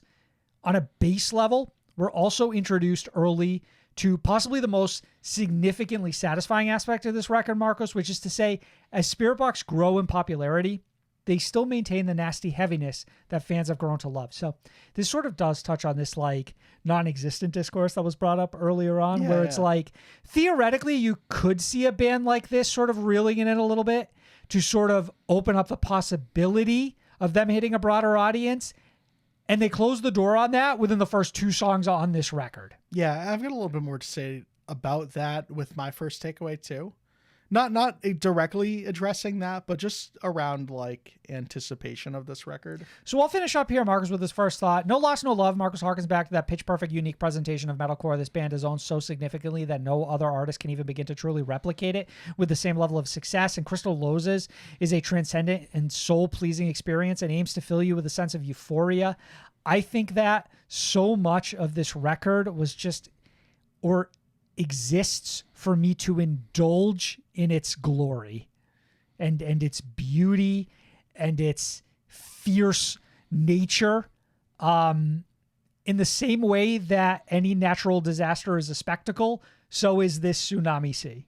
But like, I wouldn't apply the word disaster to it, right? Fair. I wouldn't. let's rewind back to before listening to this album. That's my main takeaway, is that let's all remember in 2021, Eternal Blue, by far the most anticipated debut album of all time. Yeah, I'll agree with you. Especially within this scene. And I think by virtue of that, regardless of having released some EPs to maybe ease some of that tension, maybe dissipate some of that pressure, I think it was still there with LP2. And I think that you could reasonably call this one of the most anticipated sophomore albums of all time. Maybe it's not the most anticipated second album of all time, but like it's kind of fucking up there. Just based off of like the high honors of the debut LP, like having delivered on the anticipation as well for a lot of people. So that's where I start. Just like the origin, it's like that pressure. This to me is like, okay, it's the quiet pulse, the tension leading up to finally listening to this album. Like that to me is like the start of the tsunami. Like you feel the water kind of pulling away from you. You don't know what's below the surface. It's still silent. There's still a stillness. You haven't pressed play yet. But when you do, that kind of leads me to my next takeaway, which is, again, the unfolding of hidden forces. As the album begins to move, it doesn't peak immediately. Instead, it spreads. It's an invisible current. It gradually pulls you toward its uncharted territory. Everything is gathering slowly, creeping inevitability. And then every note, every texture builds at such a rapid rate in its subtlety, in its strength, becoming more pronounced as it ascends, as though the very earth beneath you is being shifted and remade. The spread of sound isn't a thing to be observed. It is a force felt across all space. Its reach is infinite and stretching into the unseen. I can keep going if you'd like me to. My third takeaway paints a pretty elaborate picture, but yeah, keep going. Yeah. Wave height and the crest of destruction. I talked about how it didn't peak, Sam. Not initially for me, but eventually does. And you're when saying the upon wave... re-listens, or when no. Like I'm saying, like within a track or two, like everything is building, and I'm like, okay, yeah, no, this is delivering on that hype. Mm-hmm. So like again, first takeaway, it's finally pressing play on this, like the hype leading into it. First one, second takeaway rather is like immediately some of that hype being just, like you're rewarded. But it's not quite the best of the best that you've heard from this band. It's getting there. When the wave finally peaks, it's no longer sound. It's the collapse of everything. It's an overwhelming force where everything converges into a singularity. And I'm talking about like just the album listening experience. Like as this album moves by like track 5 or 6, you are just at the absolute peak of it all. Everything around you is like, it is a natural disaster. Like you are well aware where you stand, how little control you have over the matter. What you thought was structure is now formless. The music in this moment transcends itself, no longer following rules, but becoming the very act of breaking them. It's a violent return to nothingness, a breaking point that makes everything before it feel like a prelude to the storm. Into my fourth takeaway, which is just multiple waves, the cyclicalness of it all, the oscillation, the relentless cycle. Again, by track 6, like you're at the peak and then the waves just don't stop hitting. The true power of a tsunami lies not in a single impact, but in the repeated, unforgiving onslaught of successive waves. I think this album is like so true to that, in that It moves in waves, rhythmic, cyclic, constant reshaping. Each subsequent wave is different but no less intense, each carrying the remnants of the last and shaping the next. There is no final resolution, only a constant. I feel like you press play on this album and it's a nonstop obliteration of all of your senses at once. It's endless. It's not about individual tracks for me. It's about the entire movement, how it swells, how it recedes, and then swells again. Each time more nuanced than the last, and each time more forceful, whether it be a heavy track, quote unquote, or a quote unquote poppier version of this band.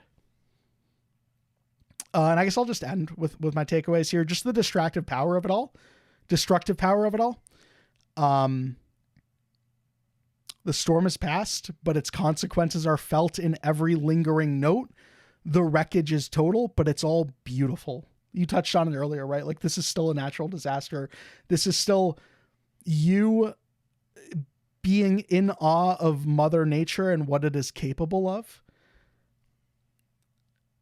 It's the echo of the music. It's the altered landscape around you. Or whatever feels like that altered landscape around you. It's just, I don't know. It's like you're left in the wake of having heard a really great album. And like, this album really makes you feel like the silence that comes immediately afterward. It's a lingering sense of transformation. The album has left its mark, and in its wake, the world is different, but everything's still intact. I've got some closing thoughts on it all, which is just, it's an experience of immersion, chaos, rebirth, where the destruction of the past makes way for something new. The music doesn't just evolve, it consumes and reshapes everything that it touches. In the end, I don't think this is a collection of songs. I think it's just a force of nature. And that is what Spiritbox feels like they have been since the onset. And this feels like maybe the most consistent version of this band that we've had the pleasure of listening to yet. I think that this pacing wise is incredible. I think that this album, well, maybe not my favorite body of work. Like I might take like the Fear of Fear over this. I don't know. Like, again, this is a band with like a flawless body of work at this point, but I think that this one moves a little more naturally than Eternal Blue did. Eternal Blue, it's got like a couple of like, knots. It doesn't quite feel that right. This one feels right in every way. Well, that was quite elegantly put. I really enjoyed that. It was so fucking hard, Sam, to relate this to a tsunami. Until you find it, it is so hard. Also, I didn't say my favorite thing here, which was just, it's probably because I didn't write it. I just wanted to say the fucking Interstellar quote where it's like, those are not mountains. Those are mountains. They're waves. So glad I saw that movie. So these references make sense to me now. So hold your letter score. Okay. But I thought that was quite well articulated. I really enjoyed it. And I think I mirror many of your thoughts. So I will now go through my points similarly. So to sort of build off of what I was saying earlier about indulgence, Marcus, I think this album is also nutritious. The conceptual nature of this album, its themes, and the gorgeous way they are translated through Courtney's writing leave you leaning into better understanding what is being communicated. Additionally, we rarely give into easily digested melodies or simple instrumentals to bop along to. We maintain a level of complexity that at first is off-putting on a surface level of enjoyment, but significantly rewards repeat listening as you churn through each individual track, picking away at the small choices that make each song so fascinating. The vocals and perfect soul that you hear in the background, like someone attempting to sing underwater. Something like Soft Spine, which attains a simplicity in its lyrical content and repeat delivery of the chorus, drops in this complicated storm of riffage when so many other bands would default to the breakdown or guitar solo they are familiar with. A Haven with Two Faces is a luxurious combination of instrumental styles that perfectly meld into an unabashedly perfect showcase of talent. Songs overall in this record don't feel like they ever end. They just sort of fade away in a blaze of beauty. I love that last bit. And I also had one thing to add about the Haven with Two Faces. A Haven with Two Faces feels like the undersung hero of this album. So I keep looking at like Twitter and I keep saying like all of these particular songs being shouted out. And this one I feel like is getting the least amount of that attention. It also feels like the sonic embodiment of the cover art as well, right? Yeah, I don't disagree. Right. I want to talk about a little bit about polarity. I think the way we bond together the heavier aspects of this band alongside their more calming, lovely delivery is magical. Like, Keep Sweet takes both ends of the spectrum and forces them to conjoin despite the dramatic differences between them. We jump from elegant, soothing vocal deliveries to chaotic drum beats and intense yelling and back again. There's something fascinating about the way these songs flow because they are uncharacteristically different than much of the fundamental ways other bands approach this style, and thus they feel livelier, less calculated, natural, and similar to the earlier sort of popular screamo era where artists felt driven by their emotions. But it feels like a mask. Like this band sort of just hides how effectively they craft a song by making it feel easy in spite being so intricately built. Ride the Wave is a pitch perfect, lovely serenade, which breaks into a scene of absolute calamity before being reeled in again. The proportionate disparity in intensity throughout this record keeps you on your toes. I really could not calculate what was going to come next. And I think that's what another made it wave, exciting. baby, another wave. Mm-hmm. I want to talk about the title track, Tsunami Sea, a little bit. I think it's the perfect encapsulation of everything the band strives to do on this record and is arguably one of their most beautiful songs to date. It obviously leans into the album's concept. It's splendidly written, gorgeously articulated, and contains layers of style, maintains a level of sophistication, and provides a rich atmosphere for you to get lost in. I think it really takes everything that works so well on the album and puts it into a neat little package. Love that. And then finally, I want to talk about the obvious here, Marcos Courtney LaPlante. Literally at this point, the defining voice of this generation, beyond a shadow of a doubt. A nearly unmatched range, able to mold itself to whatever aspect of the genre most speaks to your sensibilities, all while having a voice that feels human in a sense that it perfectly captures the emotional weight of every word it delivers. The storybook delivery of No Loss, No Love, coupled with the outrageously disgusting eruption of angst is, quote, peak. Peak. Bars, Sam. And then my overall thoughts on this record, Marcus, one of my biggest hangups about Eternal Blue, an album that I otherwise adored, is it... I was dancing around it because I figured you would get into it.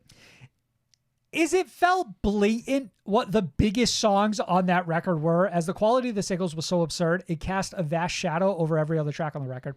This album remedies that feeling, Marcos, as it builds a more fleshed out album listening experiences that carries you for the entire journey and is not built around individual songs, but instead incorporates everything that makes this band so special across the entirety of this experience, so you never feel a sensation that we are losing steam at any point.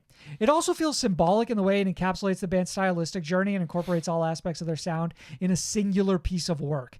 From a perspective of artistry, it trounces all prior releases by expanding upon them all and incorporating the visions of each into a single whole.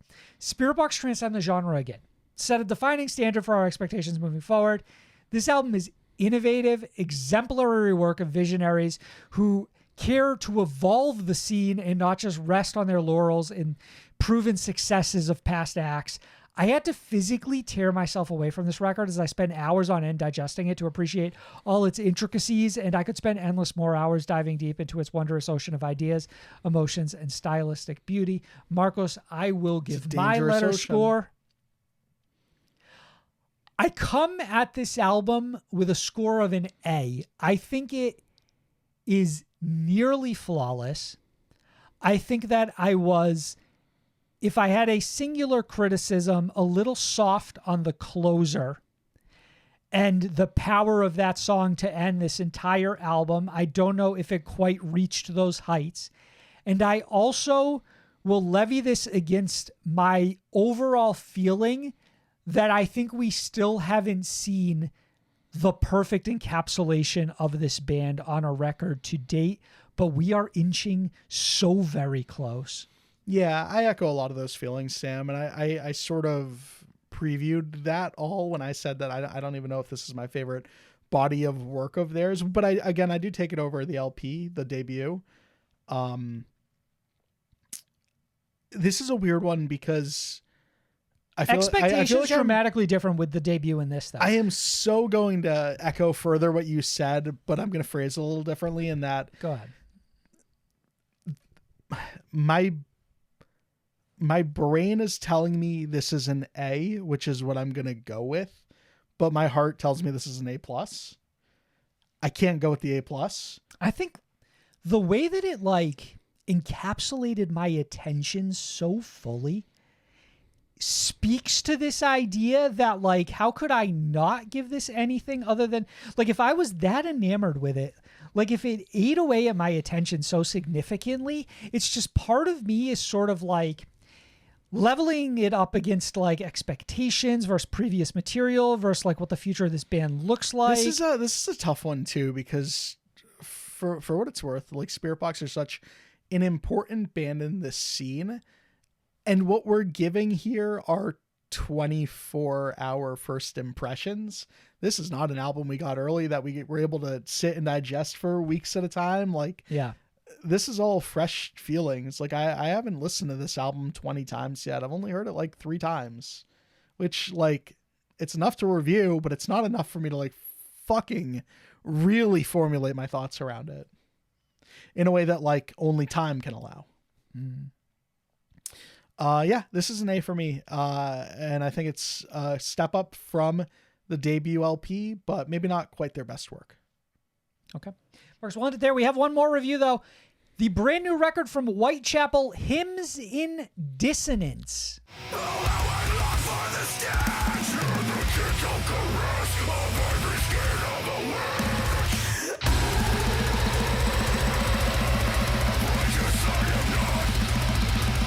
Key bullets here at the top. Whitechapel are a deathcore band from Knoxville, Tennessee that formed nearly 2 decades ago in 2006.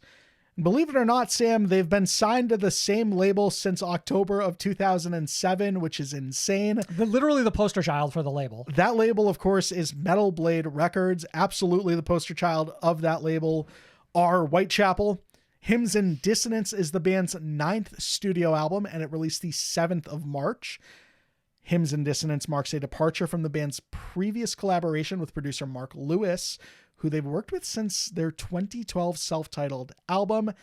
This time, guitarist Zach Householder took on the production role, making this Whitechapel's first self-produced record.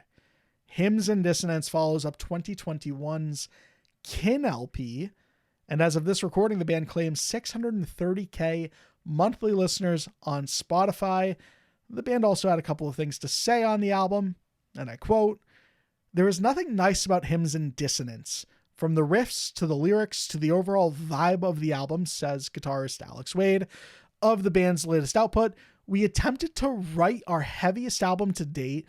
We wanted to put out something that was shockingly menacing and brutal.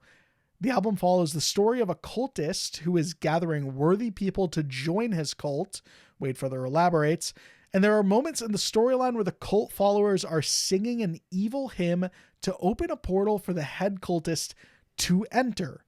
Hymns in Dissonance is a mockery of the true nature of what hymns are," vocalist Phil Bozeman explains. "Hymns are melodious, harmonious. Dissonance is the opposite of melody and harmony. Dissonance represents evil. The tracks on the record are the hymns, which represent the 7 deadly sins, beginning from track 3 to track 10.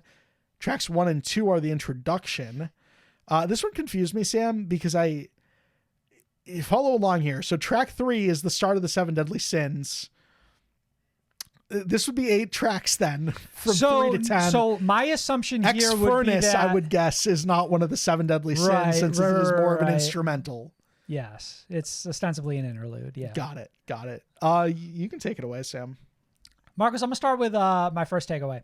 Holy fucking shit. That's the first takeaway. Prisoner 666 is such a tone setter. It should be the defining example of that expression. Whitechapel don't simply burst through the door. They drive an alcohol-soaked flamelit battering ram fashioned of death itself straight through the gates of hell and directly into my eardrums. Prisoner 666 signifies a move for the throne of deathcore, and Hymns of Dissonance, the title track, follows as a kill mandate to anyone who dares to stand and challenge them. You could close this album on track 2 alone and have an open shut case for this band's complete routing of the competition. 8 tracks left to go. Please tell me you end all of these takeaways telling me how many tracks are left to go. Would love that as an approach. Unfortunately, that's not the case. Correct me if I'm wrong. With this song, opening track of the album, the opening lyrics are, "I bear the mark 666." I would love to correct you if you were wrong, but now you have me second guessing myself. It is fucking insane how immediately this band gets down to business. It really was like the we're not fucking around of like songs. I bear the number 666 is the lyric. Yeah. It sets the tone for me as well, as far as my review of this record and the takeaways that I had, which are that the first one, Sam, Whitechapel doesn't sing about demons. They are the demons. I love it. Whitechapel is the only band that truly convinces me when they start invoking the dark, unholy forces in their music. And I'm not talking about some over-the-top theatrics or generic, like, demonic gimmicks. I'm talking about an unmistakable, primal sense that their entire existence is tethered to something darker, something beyond comprehension. Like, they're just not playing with the imagery of hell, but they've actually lived in it. They're the devil walked incarnate. through it, absorbed it into their bloodstream. When they scream about having, 666 marked on their body, about the abyss, the valley, whatever it may be, about everything being obliterated and the world ending, you don't just hear it, you feel it. It's not spectacle. It's almost like this band is warning you. There's something so deeply authentic about the way that Whitechapel specifically embody despair, how they drag you through the worst parts of anything and everything and dare you to accept that these places are real.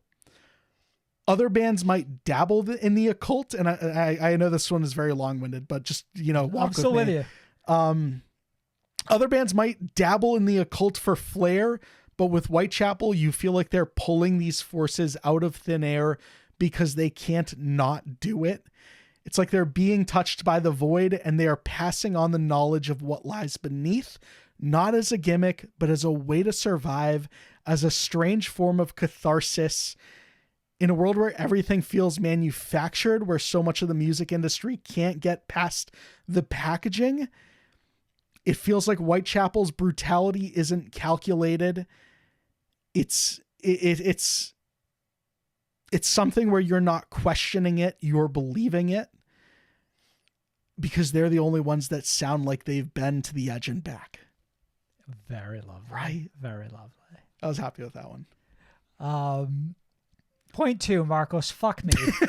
Diabolic slumber is a conflation of insanity and intensity. A visceral wretch wears its namesake like a badge of honor, reaching far to the depths of one's soul to produce the most heinous sounds known to man. Yes, sir. Yes, sir. I have like a sort of through line that continues from the last takeaway into this new one, which is that self-producing was their only option. They had to have control. Okay. This is exactly why this record is self-produced for the first time ever. Whitechapel has always been the band that feels too real for anyone to fully handle. And now they're stripping away even the last bit of artifice. No producers, no outside influence, just them in the room pulling the strings on their own. Pure uncut deathcore. Well, it all kind of tracks back to like this band just feeling evil to me all of the time. The way that they display them, like present themselves. This is not like the idea of going self-produced, Sam, was not for the sake of going back to their roots or to sound more raw or whatever this band might lie to you about.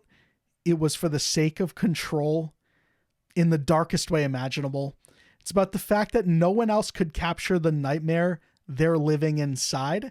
They're the only ones who understand the intensity, the suffocating weight, the way the darkness presses in on every side, and the only way to bring that to life is to handle it themselves.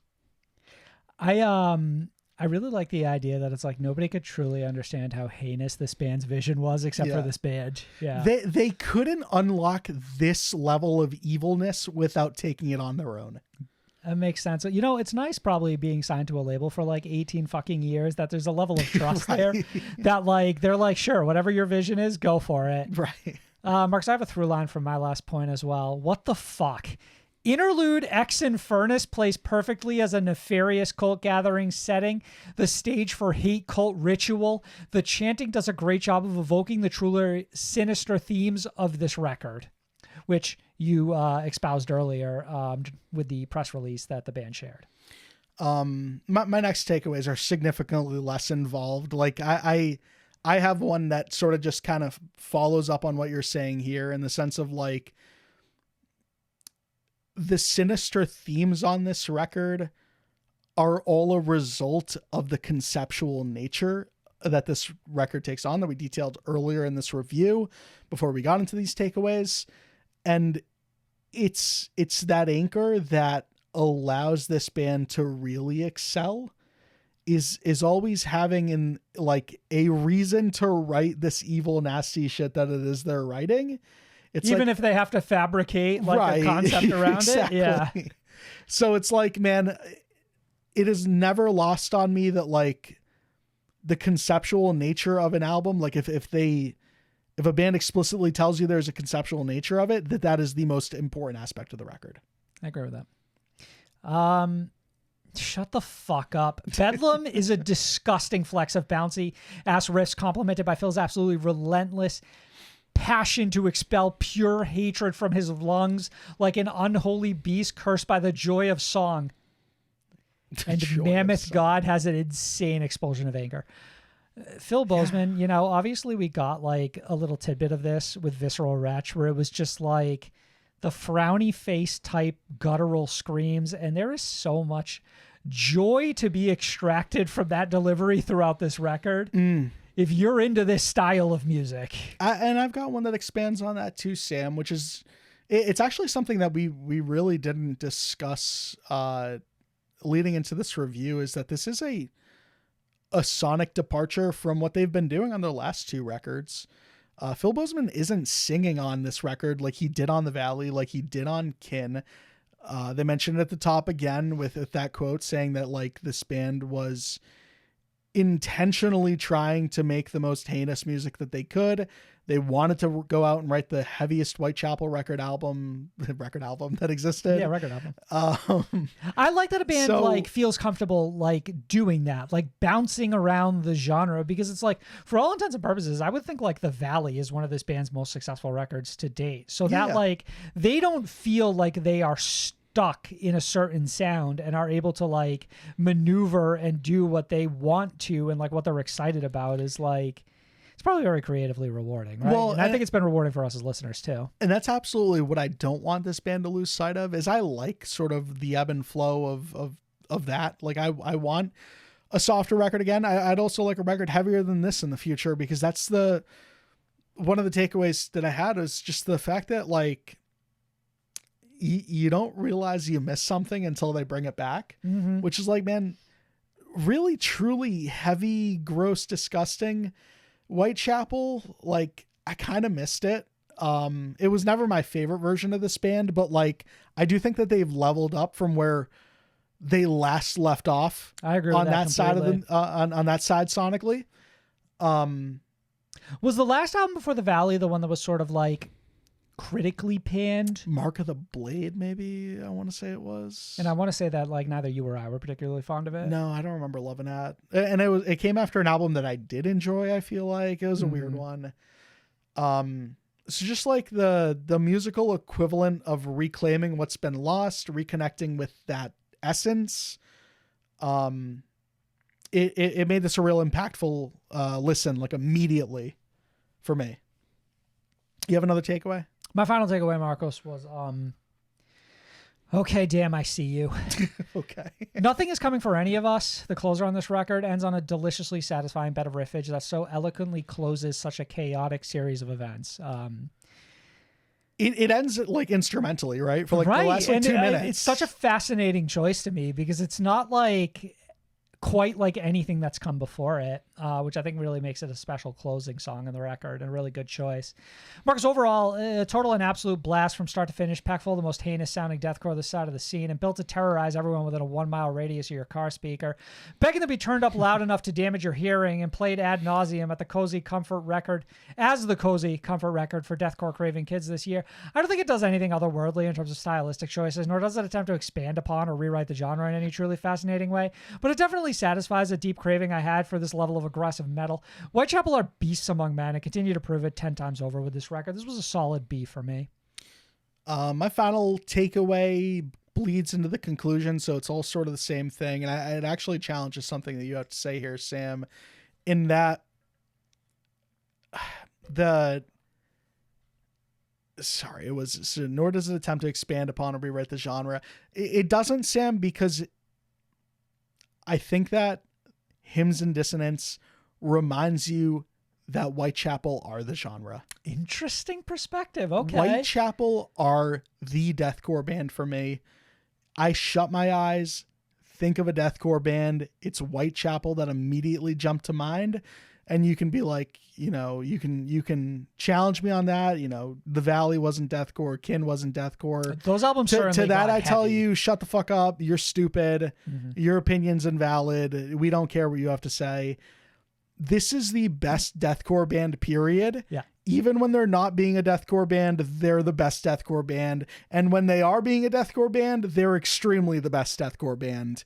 That is off of the strength of Phil Bozeman being one of the most talented vocalists in the history of our scene, especially as a screamer, quote unquote.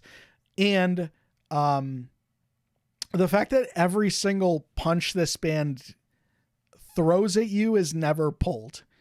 I feel every single punch, each one leaves a bruise. If it's at the face, each one leaves a fucking, like a black and blue eye. Yeah. I think this is one of the fucking coolest bands to ever do it. I love Whitechapel. What did you give this? A B. I'm gonna give it an A minus. Okay. Wow. This is for me, this is a big return to form. I liked Kin. It is sort of like over time gotten a little forgettable for me in a way that Valley is for me. Like it is I'm not even calling it this because of what this band is, but like it's sort of a cult classic for me. So the Valley, regardless for me, of its I think success, overall is the defining record from this band for me For personally. sure. Right? Yeah. And I think that this band continues to just really deliver. Yeah, they're a remarkable band, that's for sure. Marcos, that's a show. Thanks That for is a listening, show. everybody. If you're hearing us on Spotify or Apple, please leave 5 stars. It helps. If you're watching us on YouTube, please drop a comment, leave a thumbs up. Thanks. We love y'all. Bye. Good play.